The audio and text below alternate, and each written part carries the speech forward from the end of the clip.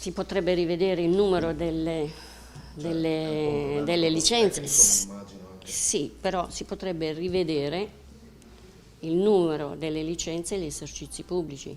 Se si crea una tale situazione da creare un imbuto, un pericolo, anche perché nel caso in cui qualcuno dovesse sentirsi male, non c'è modo e possibilità per un'ambulanza di recarsi sul posto, qualcosa bisognerebbe fare. Non usa mezzi termini il questore di Padova, Isabella Fusiello. Per situazioni estreme potrebbero esserci soluzioni altrettanto estreme. Le immagini della movida esagerata del primo lunedì di riapertura hanno scosso la città e le sue istituzioni.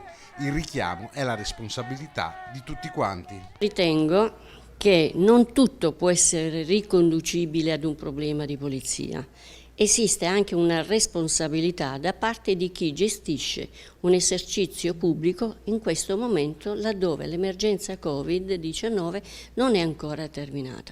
Sarebbe un errore credere che l'emergenza sanitaria sia conclusa. Lo sforzo per superare la crisi deve essere collettivo. Occorre responsabilità, come ha detto anche il governatore Zaia, da parte di tutti, e da parte di tutti non significa solo e esclusivamente da parte delle forze dell'ordine, da parte delle istituzioni.